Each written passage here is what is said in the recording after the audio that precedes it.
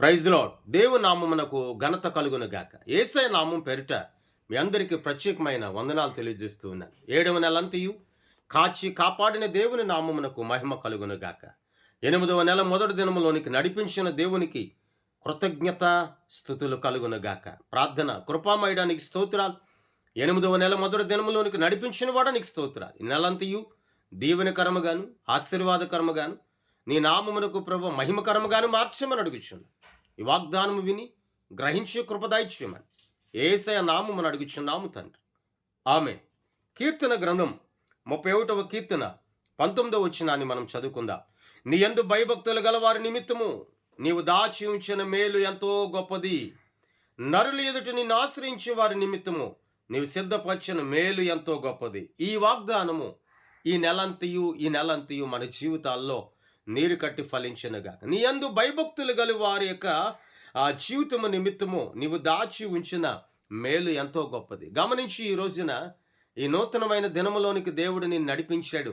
అందుని బట్టి దేవుని గనపరచు. అయితే ఈ నూతనమైన దినమున దేవుడు నీకు శ్రేష్టమైన మేలును దాచి ఉంచాడు. నీవు ఊహించలేని, నువ్వు అడుగు వాటన్నిటికంటే ఒక శ్రేష్టమైన మేలును నీ జీవితంలో జరిగించుటకు ఆయన శ్రేష్టమైన మేలులు దాచి ఉంచాడు. ఈ వాగ్దానం ఈ ఒక్కరోజే కాదు కానీ నెలంతయు కూడా నీ జీవితంలో నీరు కట్టి ఫలించాలి. ప్రతిదినం ప్రతి క్షణం ఒక నూతనమైన దాని కొరకు, ఒక నూతనమైన దీవెన కొరకు, నూతనమైన మేలు కొరకు ఎదురు చూడగలిగే స్వభావం నీ జీవితంలో ఉండాలి. ఎదురు చూడగలిగే ఒక ఆలోచన అనేది, ఆసక్తి అనేది నీలో ఉండాలి.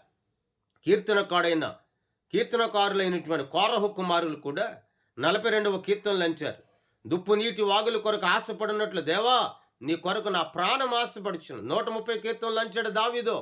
కావలి వారి ఉదయం కొరకు కనిపెట్టుడు కంటే ఇదిగో నీ కొరకు నా ప్రాణం కనిపెడుచు. ఆశ, వారిలో ఉన్న ఆశ చూచారా?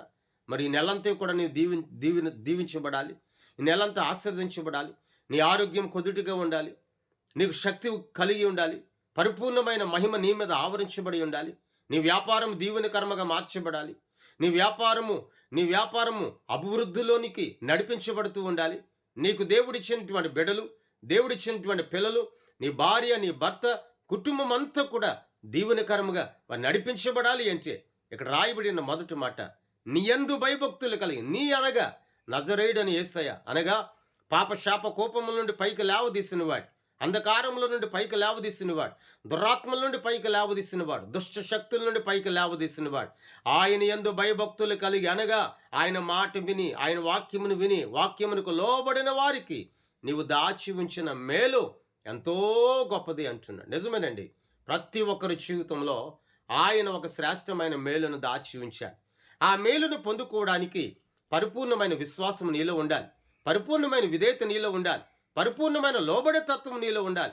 పరిపూర్ణమైన ఎదురు చూచే తత్వం అనేది నీలో ఉండాలి. ఆనాడు భక్తుడు అబ్రహాము గారు, ఆనాడు భక్తుడు ఇస్సాకు, ఆనాడు భక్తుడు యాకోబు, ఆనాడు భక్తుడు యోసేపు, వీరందరూ కూడా ఇంకా ఎందరో ఉన్నారు. వీరందరూ కూడా ఎదురు చూచారు, ఆశతో కనిపెట్టారు.